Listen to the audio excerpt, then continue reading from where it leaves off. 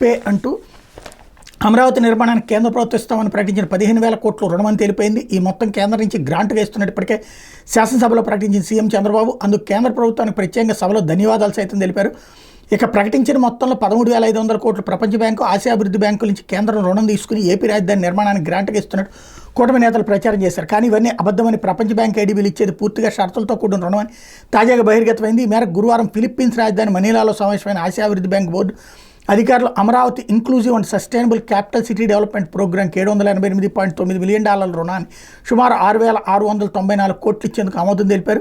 ఈ రుణం మొత్తం 121.97 బిలియన్లు జపనీస్ యెన్లతో అందించనున్నట్టు ప్రకటించారు. ఈ మొత్తంలో అమరావతి ల్యాండ్ పూలింగ్ పథకం కింద వాటాదారులు ఉన్న రైతులకు ప్రయోజనం చేకూర్చారు.